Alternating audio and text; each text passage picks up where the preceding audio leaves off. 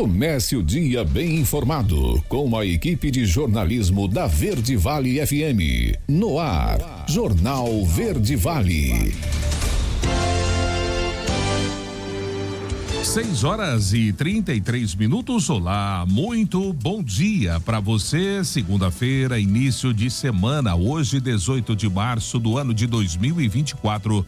Estamos começando pela Verde Vale FM, uma emissora do Sistema Verde Vale de Comunicação, mais uma edição do Jornal Verde Vale. Comigo aqui na bancada, como sempre, ela, Daliana Oliveira. Muito bom dia. Bom dia para você, Wesley. Bom dia para todo mundo que acompanha o Jornal Verde Vale, o começo de semana, hoje segunda-feira. Agora você confere os destaques desse fim de semana. Jornal Verde Vale. Brasil teve média de 8 pessoas resgatadas de situações análogas à escravidão por dia em 2023. FIES tem inscrições prorrogadas até essa segunda-feira. Ninguém acerta 6 dezenas da Mega e prêmio vai a 67 milhões de reais. Desinformação e preconceito. Vacina contra o HPV previne câncer, mas a adesão no Brasil segue abaixo da meta. 2024 é o pior ano da dengue desde o início dos registros em Goiás. Governo deve iniciar a privatização de BRs, conectando Goiânia, Rio Verde e Tumbiara nos próximos meses. Os detalhes destas e outras notícias você vai conferir a partir de agora, aqui no Jornal Verde Vale. A notícia em primeira mão. Jornal Verde Vale. Jornal Verde Vale. Verde Vale.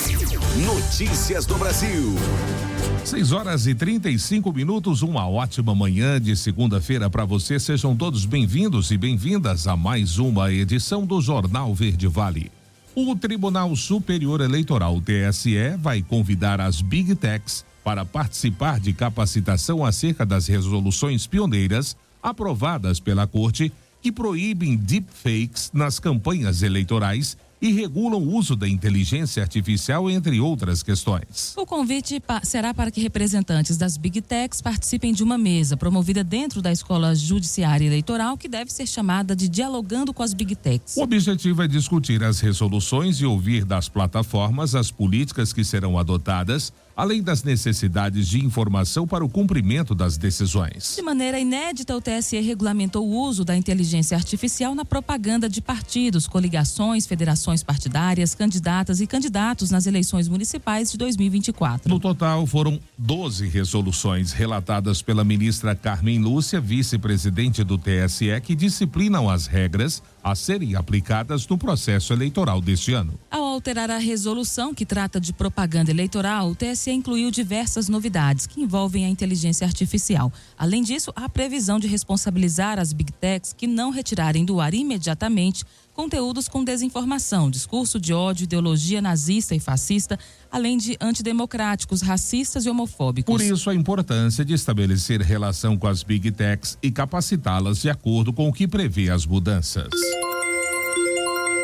E a proposta de emenda à Constituição que amplia a imunidade tributária para templos religiosos deve ser votada no plenário da Câmara dos Deputados na próxima quarta-feira.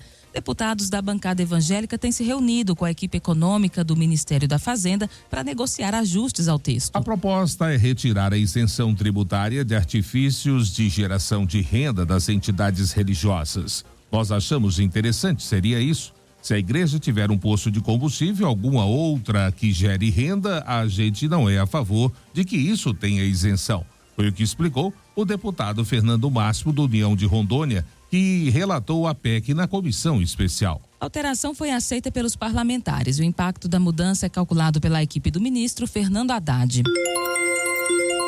6h37, plenário do Senado começa a discutir a PEC das drogas. Quem traz os detalhes desta matéria é Yuri Hudson. O plenário do Senado deve começar a discutir nesta semana a proposta de emenda à Constituição que criminaliza a posse e o porte de drogas ilícitas em qualquer quantidade. A previsão regimental é de que uma PEC precisa ser discutida em 5 sessões no plenário do Senado antes de ser votada no primeiro turno. Ou seja, esta discussão é uma premissa para a votação. Para o relator da proposta, Efraim Filho, do União Brasil, a aprovação da PEC pela comissão com uma maioria esmagadora, dá uma sinalização de vitória também no plenário do Senado. Constitucionalizar e reforçar o tratamento diferenciado entre o usuário e o traficante que a nossa legislação já prevê. Para o traficante, o rigor da lei, as penas mais duras, equiparada ao crime hediondo. É isso que se define para o traficante. Para o usuário, penas alternativas à prisão, restritivas de direito, prestação de serviço à comunidade, o não encarceramento. A possível quebra de interstício, um calendário especial para a votação da PEC, é descartada até por entusiastas da matéria. O senador Jorge Seife, do PL de Santa Catarina, assegura que essa discussão é importante para que amadureçam ideias e também venham sugestões que aprimorem a matéria. Natural que tenhamos 5 sessões de debate para ouvir as pessoas a favor, para ouvir as pessoas contra, para ouvir os argumentos e finalizarmos ali com alguma emenda, com alguma mudança de texto, enfim, que aprimore esse importante dispositivo que diz não às drogas no nosso país. A expectativa é que a PEC só seja votada após a Páscoa. Agência Rádio Web de Brasília, Yuri Hudson. Jornal Verde Vale. Notícias de Goiás. 6h39. Uma mulher de 29 anos foi presa na última sexta-feira em Caldas Novas, no sul de Goiás, suspeita de cometer crimes de estelionato e apropriação indébita majorada contra a empresa de incorporação e hotelaria na qual trabalhava. De acordo com o Grupo Especial de Investigação Criminais, a investigada teria desviado a quantia de R$160 mil. Segundo as investigações, a funcionária, que não teve o nome divulgado, trabalhava no setor jurídico da empresa e tinha como função realizar cobranças e renegociar dívidas com clientes. Utilizando-se dessa posição, a suspeita emitia boletos falsificados para os clientes que pagavam acreditando estar quitando as suas prestações, quando na verdade o dinheiro estava indo para a conta da funcionária. Além disso, segundo a polícia, a funcionária também teria se apropriado de cheques passados por clientes, que seriam pagamentos feitos à empresa, transferindo-os para sua conta pessoal. Conforme as diligências, os crimes teriam tido início em agosto de 2023. Além do mandado de prisão preventiva, a polícia também apreendeu um celular e um carro automático na casa da suspeita. Ao ser interrogada, ela permaneceu em silêncio. Foi então conduzida ao Presídio Feminino de Orizona, onde segue à disposição do Poder Judiciário. E o governo de Goiás, por meio do Goiás Social, garante a entrega de absorventes a mais de 65 mil estudantes de escolas públicas estaduais por meio do Programa Goiano de Dignidade Menstrual. A distribuição, além de assegurar o conforto nos períodos menstruais, contribui para que a estudante não falte às aulas em decorrência de não poder comprar o produto, evitando assim a evasão escolar. Instituído no fim de 2021 pela Lei Estadual número 21.163, o primeiro ano do programa entregou os pacotes de absorventes a 52.200 alunas de escolas estaduais nos 246 municípios goianos. Em 2022, o número de atendidas subiu para 53.900 estudantes. Em 2023, o programa contabilizou 65 mil alunas beneficiadas e um investimento de R$3.100 mil. A entrega é feita pela Secretaria de Estado da Educação, por meio da escola na qual a aluna está matriculada. São 2 pacotes com 8 unidades por mês durante um período de 12 meses e mais um pacote adicional por semestre. Além das estudantes da rede pública, adolescentes em cumprimento de medida de privação de liberdade, mulheres em cumprimento de penas nos regimes fechado e semiaberto do sistema prisional e aquelas em situação de rua ou de extrema pobreza também recebem o artigo de higiene pessoal por meio do programa, que é executado em parceria com a Secretaria de Estado do Desenvolvimento Social. A meta é contemplar 146 mil mulheres em Goiás.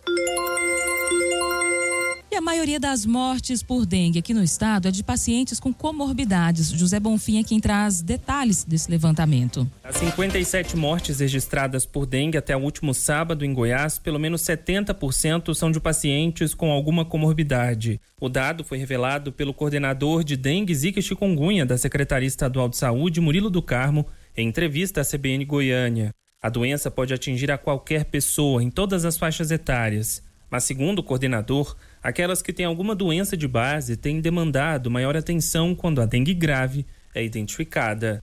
são pessoas que têm hipertensão arterial, pressão alta, né? Diabetes. Agora, o que tem chamado a atenção são as pessoas com doença autoimune. Essas pessoas, infelizmente, hoje corrobora para esse ranking de maior quantidade de óbitos no estado com a comorbidade mais frequente. Por isso que a gente pede às pessoas que têm doença de base, hipertensão, diabetes, renais crônicos, algum problema cardíaco, essas pessoas, quando tiver algum sintoma de dengue, precisa, evidentemente, procurar as unidades de saúde de maneira precoce para que assim a gente consiga evitar o agravamento do caso e a ocorrência de óbito.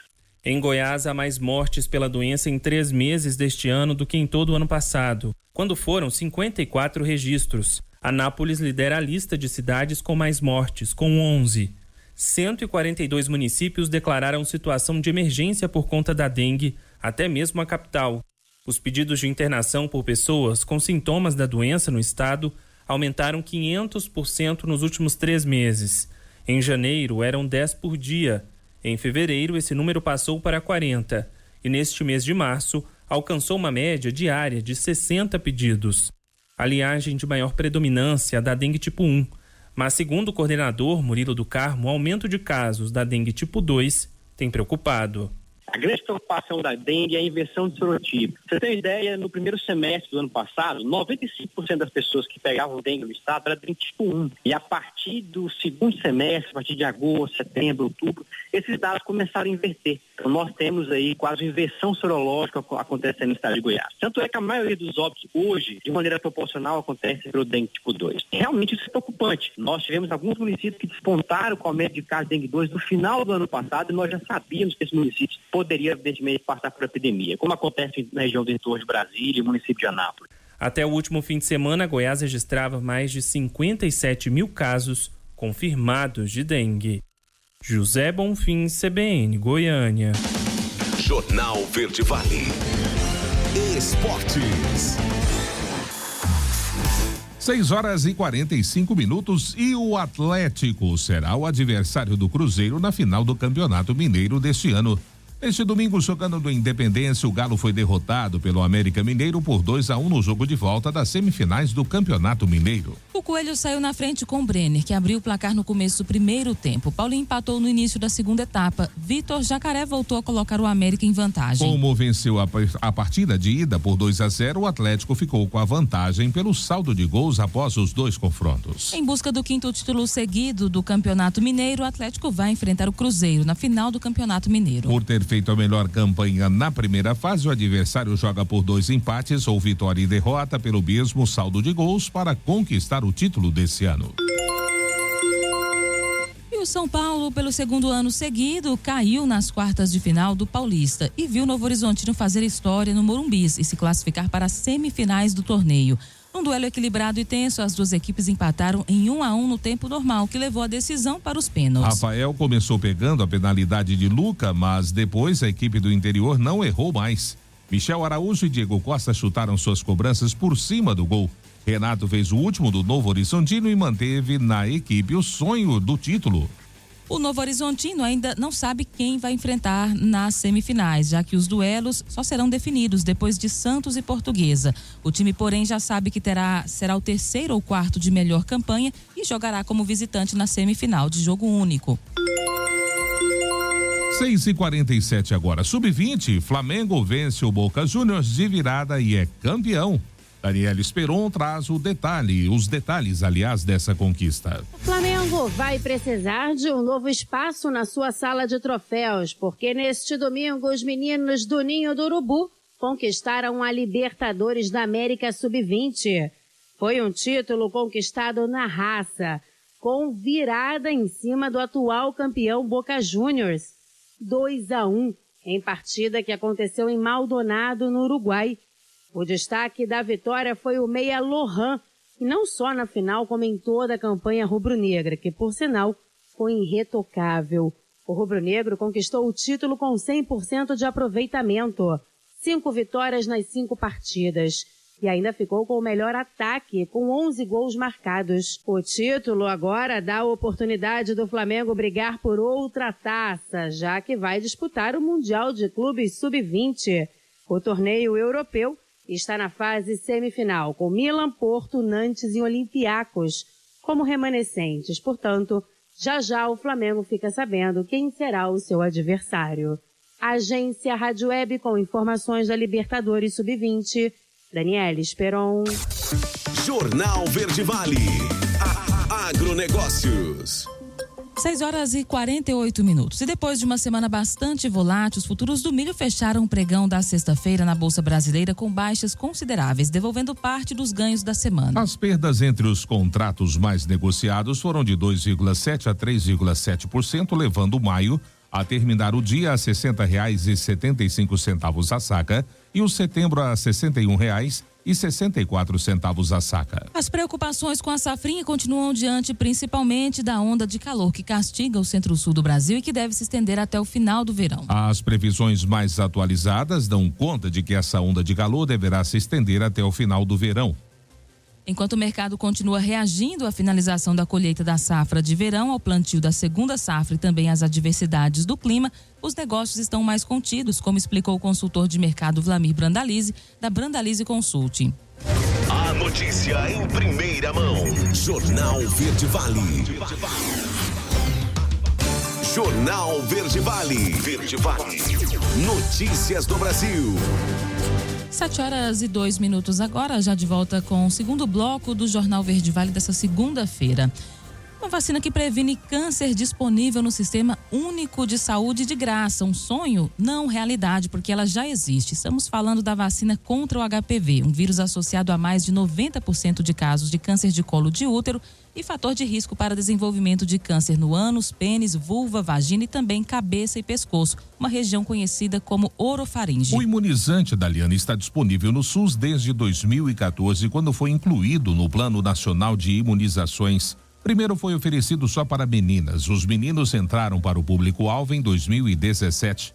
No entanto, mesmo sendo gratuita e protegendo contra diversos tipos de câncer, a vacinação ainda não atingiu os índices esperados no país, principalmente entre os meninos. Segundo especialistas, entre as motivações estão a desinformação e o preconceito. Depois da vacina contra a Covid-19, a da HPV está no topo da lista dos negacionistas e também do movimento anti-vacina, segundo o pediatra e infectologista Renato Cunô, vice-presidente da Sociedade Brasileira de Imunizações.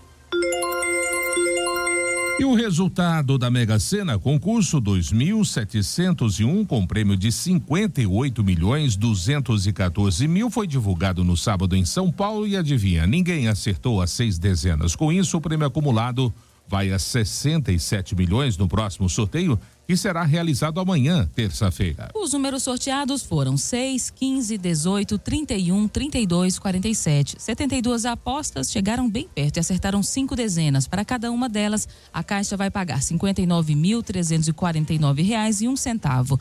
Outros 5.712 acertadores de 4 dezenas vão receber R$ 1.068,70 cada. 7,4. E boletos já podem ser compensados no mesmo dia do pagamento. Os detalhes vamos conferir com a Rafaela Martineza.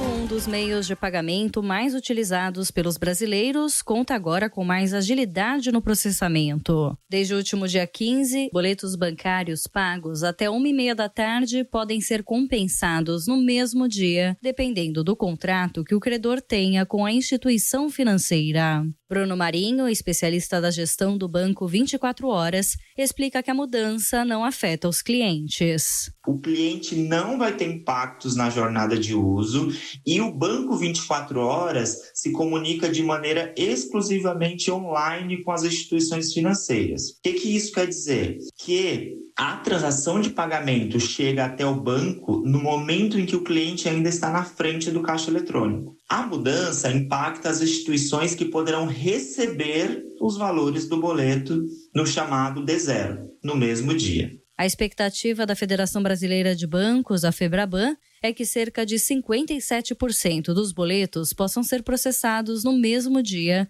enquanto 43% terão como prazo para liquidação um dia útil. A medida obrigatória engloba 136 bancos no país. Hoje, estamos preparados para atender a demanda por pagamentos dos clientes dos bancos que têm o serviço de pagamento habilitado no Banco 24 Horas. Não há necessidade de ajustes. Só para a gente ter ideia, são mais de 30 milhões de clientes que usam o banco 24 horas todos os meses, contando com capilaridade, segurança e toda a comodidade e praticidade que só o banco 24 horas oferece. Para saber exatamente qual será o prazo de compensação do boleto, é preciso confirmar com a instituição financeira. Agência Rádio Web, produção e reportagem, Rafaela Martinez. Jornal Verde Vale. Notícias de Goiás. 7h06. E Goiás alcançou o primeiro lugar em potencial de mercado de 2023 no ranking de competitividade dos estados. A pesquisa realizada pelo Centro de Liderança Pública avaliou indicadores como o tamanho do produto interno bruto de cada estado, o crescimento potencial da força de trabalho nos próximos anos e a dinâmica de crescimento do PIB nos últimos 4 anos. O PIB goiano tem crescido acima da média nacional. De acordo com o Índice de Atividade Econômica Regional divulgado pelo Banco Central, o crescimento goiano na variação acumulada do ano de 2023 foi de 6,1%. O maior nível em 13 anos. A média nacional, nesse mesmo período, foi de 2,4%. No levantamento do CLP, o estado de São Paulo ocupou a segunda posição no ranking, seguido de Roraima. Já Santa Catarina e Tocantins estão no 4º e 5º lugar, respectivamente. A avaliação levou em conta o tamanho da economia de cada estado, oportunidades de investimento e as iniciativas das unidades federativas que geram um ciclo de competitividade e desenvolvimento econômico. E Goiás já registrou 53.686 casos confirmados de dengue. Teve 49 mortes confirmadas pelo Comitê Estadual de Investigação de Óbito Suspeito por arboviroses, conforme dados divulgados pela Secretaria Estadual da Saúde na quinta-feira. De acordo com a Superintendente de Vigilância em Saúde da Secretaria de Saúde, Flúvia Amorim, 2024 pode ser considerado o pior ano para a dengue desde o início dos registros em Goiás. 2024 está se configurando até o momento como o pior ano para a epidemia de dengue no estado de Goiás desde o início dos registros. Até o momento já temos registrados mais de 116 mil casos, sendo que o pior ano até então era 2022 e que nesse mesmo período tinha aproximadamente 96 mil casos confirmados. Em 2023, Goiás teve 54 mortes confirmadas por dengue. Neste ano, 49 mortes causadas pela doença já foram confirmadas e isso acende o alerta das autoridades. Jornal Verde Vale. Esportes. 7h08. E foi no sufoco, mas o Atlético Goianiense abriu vantagem na semifinal do Campeonato Goiano. O Dragão visitou Goiânia no Estádio Olímpico e venceu por 3-2. O Galo saiu na frente com 2 gols de Gustavo, 25, mas o rubro-negro virou com Romão, Shailon e Luiz Fernando. O duelo de volta será no estádio Antônio Ascioli. E ficou tudo para o Beira-Rio. Em um jogo de muita disputa física, mas pouca inspiração dos dois lados, Juventude e Inter não saíram do 0-0 na tarde desse domingo no Alfredo Jaconi, no jogo de ida da semifinal do Campeonato Gaúcho. O centroavante dos dois times, Gilberto e Valência, tiveram as melhores oportunidades ainda no primeiro tempo, mas pararam nos goleiros Antony e Gabriel, respectivamente. Com isso, quem vencer a partida de volta estará na final do Gauchão. Com empate no jogo de ida, quem vencer o jogo da volta garante a classificação para as finais do Gauchão. A segunda partida entre Inter e Juventude está marcada para o dia 25 de março, uma segunda-feira, às 9h30 no Beira-Rio. Novo empate leva a decisão da vaga para os pênaltis. 7h09. Casimiro é cortado da seleção por lesão e Dorival Júnior convoca PP. Daniela Esperon é quem conta essa história. Pela quarta vez, o técnico da seleção brasileira, Dorival Júnior, precisou cortar um dos seus convocados para a próxima data FIFA. Desta vez, o corte ficou por conta do volante Casemiro, do Manchester United. E com isso, o ponta PP do Porto foi chamado, como destacou o treinador da seleção. Acabamos de receber um relatório do Dr. Rodrigo Lasmar, de uma pré-relação feita por nós da Comissão Técnica da Seleção Brasileira, com 50 nomes. 13 deles já estavam afastados por lesões em seus clubes. Infelizmente, no dia de hoje, acabamos perdendo também Casemiro. Sendo assim, PP do Porto de Portugal, um atacante de origem, porém atuando hoje como meia, está convocado. PP tem 27 anos e recebeu a sua segunda convocação para a seleção. Ele foi chamado por Fernando Diniz para os jogos contra Colômbia e Argentina pelas eliminatórias no ano passado e entrou em campo na derrota por 2-1 contra os colombianos. O ex-Grêmio é ponta de origem, mas tem atuado em posições diferentes no Porto. O técnico Sérgio Conceição já utilizou ele como ala e até mesmo lateral direito em alguns momentos. Na atual temporada também escalou o jogador meio aberto pela direita. O Brasil vai fazer 2 amistosos na Europa na próxima data FIFA. A Inglaterra será adversária no dia 23 em Wembley. E depois, o Brasil vai encarar a Espanha no dia 26 no Santiago Bernabéu, em Madrid. O primeiro treino está previsto para a próxima segunda-feira no CT do Arsenal. A agência Rádio Web com informações da seleção brasileira. Daniela Esperon. Jornal Verde Vale. Agronegócios. 7h11. O mercado físico do boi gordo registrou grandes oscilações ao longo dessa semana. De acordo com o analista de safras e mercado, Fernando Iglesias, após a euforia causada pelas novas habilitações para o mercado chinês, que favoreceram altas de preço no mercado futuro, o boi gordo retomou a trajetória de pressão por oferta em alguns estados. Iglesias ressaltou que as indústrias mantiveram escalas de abates confortáveis e testaram patamares mais baixos de preço, como em São Paulo e Minas Gerais. A arroba do boi gordo em relação à semana anterior fechou da seguinte maneira: São Paulo capital, R$220 estável. Goiás, aqui em Goiânia, R$215, também estável. Minas Gerais, Uberaba, R$220, queda de 2,22%. Em Mato Grosso do Sul, mais precisamente em Dourados, R$220 estável. E em Cuiabá, no Mato Grosso, R$212, uma alta de 1,44%. Jornal Verde Vale. Verde Vale. Notícias do Brasil. 7h12. O secretário extraordinário da Reforma Tributária do Ministério da Fazenda, Bernard Diap, afirmou que o governo vai apresentar ainda nesse ano a proposta de reforma do imposto de renda.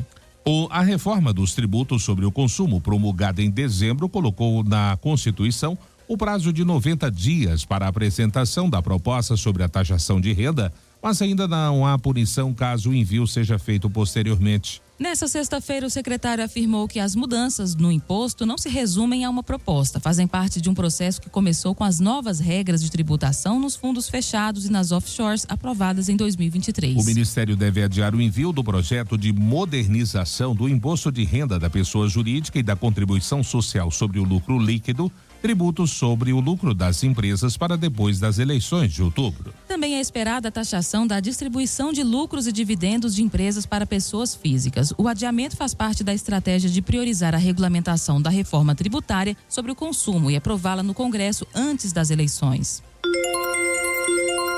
7h13. Brasil registra crescimento de síndromes respiratórias. Essa má notícia, infelizmente, quem nos traz os detalhes é Rafael Silva. O Brasil registrou novamente crescimento de casos de síndrome respiratória aguda grave, segundo o boletim Infogripe da Fiocruz. O motivo é a grande circulação de vírus como o SARS-CoV-2, da Covid-19, influenza, vírus sincinal respiratório, VSR, e rinovírus, que causam principalmente resfriados, explica o coordenador do levantamento, Marcelo Gomes.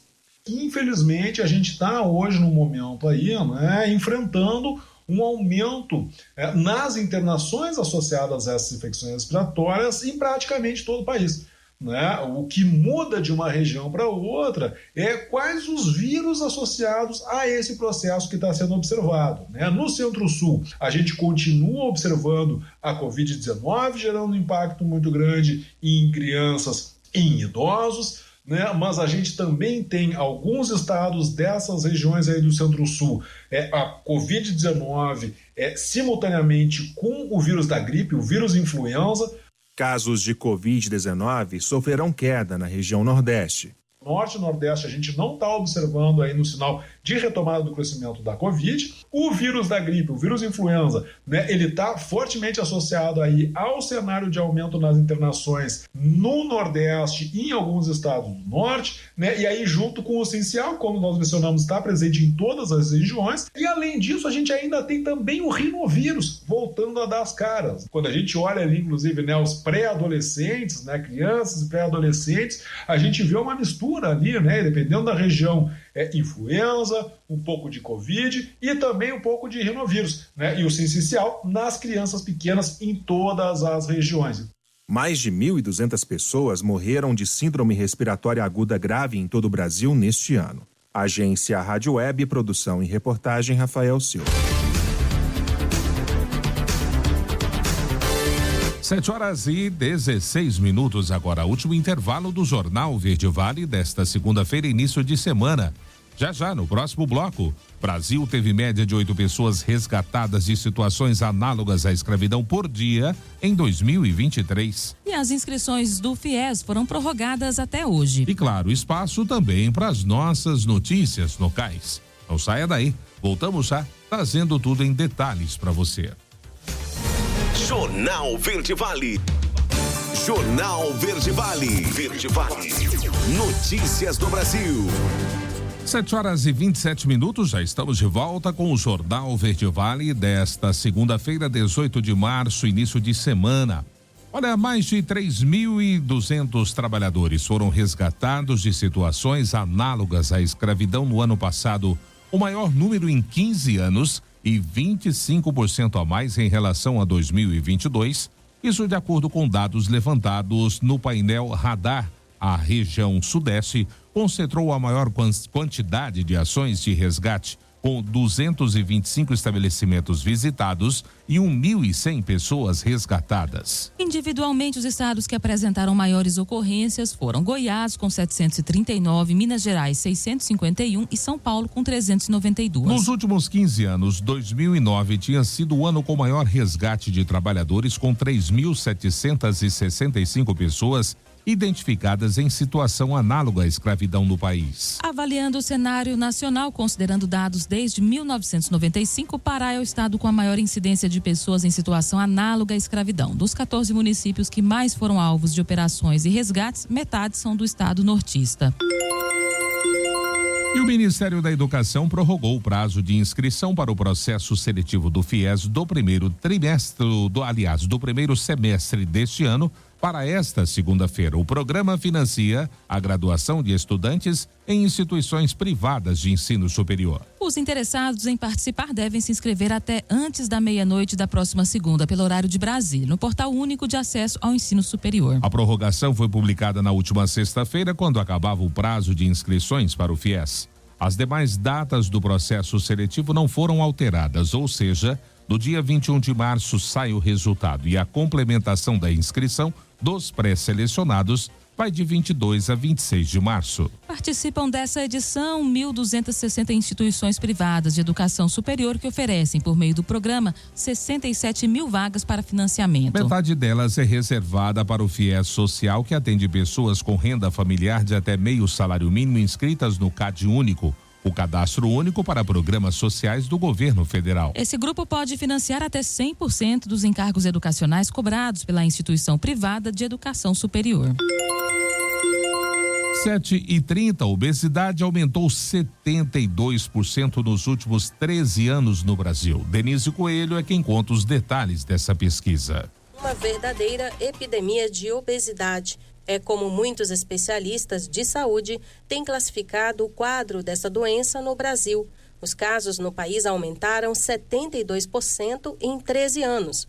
Dados do Ministério da Saúde e da Organização Pan-Americana da Saúde apontam que mais de 12% das crianças brasileiras entre 5 e 9 anos de idade estão nessa condição, como também 7% dos adolescentes na faixa etária de 12 a 17 anos. Para a médica Marcela Pitaluga, delegada da Associação Brasileira de Estudos para Obesidade e Síndrome Metabólica no Tocantins, trata-se de um problema importante de saúde pública, até mesmo porque cuidar da saúde muitas vezes exige altos gastos. O mês de março é um mês que a gente sensibiliza, devido ao dia 4 de março, ser o Dia Mundial da Obesidade, também pensamos nessa parte de política pública. Precisamos ter esse conceito realmente de uma alimentação com um custo mais baixo, com um custo mais acessível, e eu não falo só alimentação, mas o próprio tratamento medicamentoso, que também é caro para o paciente obeso quando chega no final da conta. Academia, às vezes, também para ele, quando vê esse combo, a alimentação, a atividade física e o medicamento, fica muito alto a despesa. Então, precisamos de políticas públicas.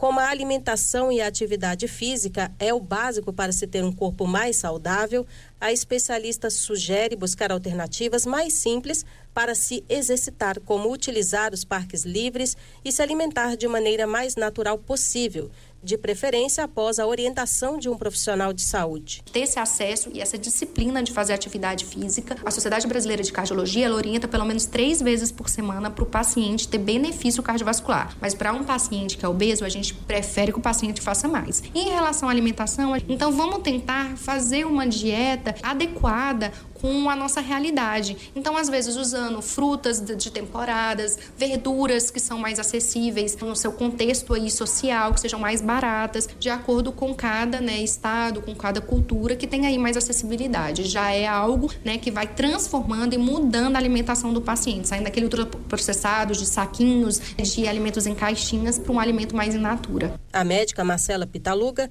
apresentou o tema em palestra no Conselho Federal de Administração. A atividade deu partida a um programa e desafio para a melhoria no quadro de saúde dos colaboradores. Agência Rádio Web. Produção e reportagem, Denise Coelho.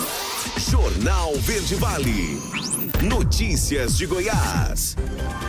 7h33. Um estudo realizado pelo Observatório de Clima de Saúde da Fiocruz revela que a dengue está se expandindo para as regiões sul e centro-oeste do Brasil, em lugares que antes a doença não era tão comum. O aumento da temperatura, especialmente no Cerrado, é um dos principais fatores que contribuem para essa expansão. O estudo liderado pelo pesquisador Cristóvão Barcelos analisou dados da temperatura e incidência de dengue entre 2000 e 2020. Os resultados mostraram que áreas do Cerrado, como o oeste de Santa Catarina, Paraná e São Paulo, Goiás, Rio Grande do Sul e grande parte de Minas Gerais, estão apresentando um aumento significativo no número de casos de dengue. Segundo Barcelos, o aumento das ondas de calor no Cerrado cria um ambiente propício para a proliferação do mosquito Aedes aegypti, transmissor da dengue.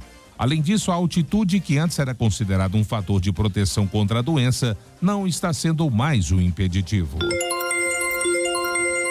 A diretoria da Agência Nacional de Transportes Terrestres aprovou recentemente os relatórios finais de projetos de concessão para o trecho da BR-060 entre Goiânia e Rio Verde e da BR-452 entre Rio Verde e Tumbiara. Esses trechos, conhecidos como lote Centro-Norte 1, totalizam 426 quilômetros de extensão. Espera-se que os editais regulamentando essas concessões sejam divulgados nos próximos meses, de acordo com previsão da ANTT. Destaca-se que as obras de aprimoramento vão incluir 31 quilômetros de duplicação, 124 quilômetros de faixas em pistas duplas e simples e 28 quilômetros de vias marginais até dispositivos especiais, como passarelas e barreiras acústicas. O investimento previsto para esse projeto é de 3,2 bilhões de reais. Após a aprovação dos projetos pelo Ministério do Transporte, a ANTT planeja enviar os relatórios para análise do Tribunal de Contas da União, o TCU. Jornal Verde Vale. Esportes. 7h35. E o Santos está na semifinal do Campeonato Paulista, mas testou o coração do seu torcedor na noite desse domingo. O Peixe venceu a Portuguesa nos pênaltis 4-2, após um empate sem gols no tempo normal na Vila Belmiro pelas quartas de final, e sofreu mais do que o esperado. Acertou e também sofreu bola na trave. Teve Otero expulso na metade do segundo tempo e finalizou o duelo com um jogador a menos. Nas penalidades, porém, o goleiro João Paulo brilhou, pegou o pênalti de Felipe Marques e viu Quintana chutar na trave. Agora o Peixe volta a uma semifinal depois de 5 anos. Terá o Bragantino pela frente e segue vivo na busca por um título que não vem desde 2016. O Santos vai enfrentar o Bragantino na semifinal e será mandante provavelmente na Vila Belmiro. Essa e a outra semifinal entre Palmeiras e Novo Horizontino tem como data base 27 de março, mas a Federação Paulista de Futebol ainda vai definir os horários e detalhes. O Nova Iguaçu está na final do Campeonato Carioca. A Laranja da Baixada fez história na tarde desse domingo no Maracanã ao vencer o Vasco por 1-0 no segundo jogo da semifinal. Com um gol de Bill no segundo tempo, o Nova Iguaçu avançou para disputar uma decisão estadual pela primeira vez. O time vai enfrentar o Flamengo, que eliminou o Fluminense na outra semifinal. Nova Iguaçu e Flamengo terão tempo para se preparar para as finais. O primeiro jogo está marcado para o dia 31 de março. A volta vai ocorrer no dia 7 de abril. Jornal Verde Vale. Agronegócios. 7h36 agora. Reduzir o teor de umidade da soja de 14% para 13% pode trazer uma perda de aproximadamente 1,8 milhões de toneladas de grão, o equivalente a 30 navios Panamax, tendo como base o preço médio de R$ 120 a saca.